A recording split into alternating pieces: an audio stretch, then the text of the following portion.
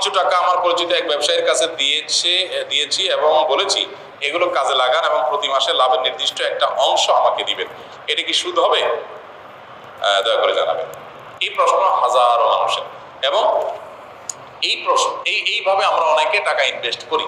এটা জানা খুব গুরুত্বপূর্ণ যে আমার কোনো একটা বন্ধু দোকানদারি করে, তার একটা ব্যবসা আছে, আমার কাছে কিছু লিকুইড মানি আছে, আমি সেই টাকাটা তার কাছে দিলাম 10 লাখ, 5 লাখ, 1 লাখ, 2 লাখ। ভাই, এটা তোমার ব্যবসা, খাটাও, তুমি আমাকে মাসে মাসে এটার লাভের অংশ দিও, তুমি নির্দিষ্ট অংশ দিও।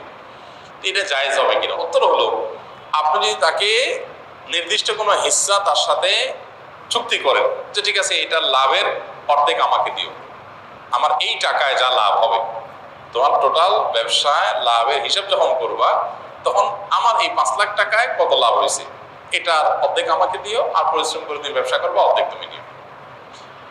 অথবা 60% তুমি নিও, 40% আমার দিও, 90% তুমি নিয়ে যাও, 10% আমার দিও, অথবা উল্টা আমাকে 90% দিয়ে তুমি 10%, যে কোনো পার্সেন্টেজে যদি চুক্তি করে যে ঠিক আছে তুমি আমাকে লাভের এই হার দিও, তাহলে সেক্ষেত্রে এটা সুদ হবে না, সেটাই জায়েজ, সেটাই ব্যবসা। কিন্তু এখানে লাভ দিলে হবে না, শুধু আপনাকে লসও নিতে হবে। যদি লস হয় তাহলে তোমার এখানে আছে 15 লাখ, আমার আছে 5 লাখ, তোমার 15 লাখে যা লস হবে আনুপাতিক হারে আমার 5 লাখের লসটাও আমি বহন করবো, তাহলে জায়েজ হবে। যদি বলেন যে না, লস টস বুঝি না ভাই, মাস শেষ আমাকে লাভটা দিয়ে দিবা, শুধুমাত্র লস হলে তুমি একা নিবা, তাহলে এটা কি হবে না? জায়েজ হবে না। No risk no gain. ইসলাম কোনো 2 নম্বর পথে, রাতারাতি বড় করার পথে বিশ্বাস করে না, এবং এটা আর্থসামাজিক উন্নতির পথে বাধা।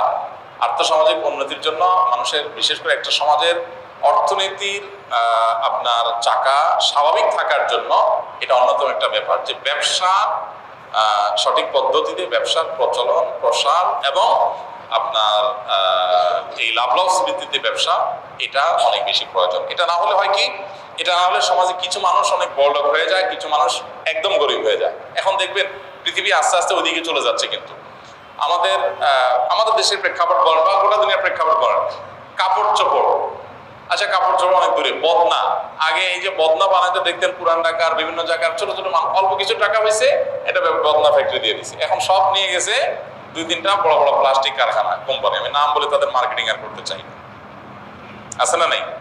যে এখন প্লাস্টিকের জিনিস কিনলে ওই কোম্পানিটা কিনবে। হ্যাঁ, তাহলে বড় বড় ব্যবসায়ীরা আস্তে আস্তে ছোট ছোট ওদের ভাত মেরে দিচ্ছে এইভাবে।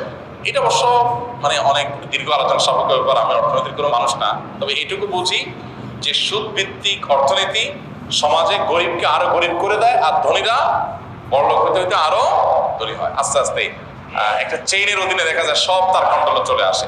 এভাবে দুনিয়ার সব কন্ট্রোল আস্তে আস্তে আস্তে আস্তে দাজ্জাল তো গোটা পৃথিবীর সকল খাবার পানীয় সব তার কন্ট্রোলে চলে যাবে। অনেক কিছু আছে আজকাল এখন যে নির্দিষ্ট বড় কোনো প্রতিষ্ঠান ছাড়া আর কারোর কাছে নাই, বা আর কারোর কাছে থাকার সুযোগও নেই, অপশনগুলো সেরকম হয়ে যাচ্ছে, সীমিত হয়ে আসছে পৃথিবীর সম্পদ এর মালিকানা, অর্থাৎ সীমিত কিছু মানুষের কাছে থাকছে। এটা সুদভিত্তিক অর্থনীতির প্রভাব। এই জন্য এটা একটা সমাজকে অস্থিতিশীল এবং ধ্বংসের দিকে নিয়ে যায়। এই জন্য আপনি ব্যবসা যদি করেন তাহলে সেক্ষেত্রে লাভ লসের ভিত্তিতে ব্যবসা করুন, পার্সেন্টেজটা ঠিক করা থাকবে, সে আপনাকে সে হারে দিবে, জায়েজ। অনেকে টাকা দেয় এভাবে যে ভাই টাকা দেওয়া আছে, তুমি আমাকে লাভ দিও, যাতে হালাল হয় এই জন্য কম বেশি করে দিও, 1 মাসে 10,000 দিও আর 1 মাসে 15,000 দিও। তো এটা জায়েজ হবে না। আপনাকে পার্সেন্টেজ ঠিক করে লাভ লস হিসাব করে নিতে হবে। প্রয়োজনে এমন হতে পারে যে হিসাবটা প্রতি মাসে মাসে হবে না, ঠিক আছে প্রত্যেক মাসে আপনাকে 5-10,000 20,000 যে কোনো একটা টাকা দিয়ে গেল, হিসাবটা বছর শেষে হবে, হয়ে তারপর দেখা যাবে কত নেওয়া হয়েছে, কত পাওনা ছিল। কিন্তু যদি এরকম হয় যে ঠিক আছে দোস্ত, তোর কাছে 5 লাখ রাখলাম, তুই ব্যবসা করিস, যেহেতু সুদ খাওয়া হারাম এই জন্য তুই আমার সুদ দিস না, লাভের অংশ থেকে তুই কিছু কিছু দিস আমারে, তো দোস্ত আবার কম বেশি করে দেয় 5,000 10,000 2,000, তো এইটা তো আপনার প্রপার হিসাব করে দেওয়া হলো না, এটা একরকম অভিনয় হলো, এটা জায়েজ।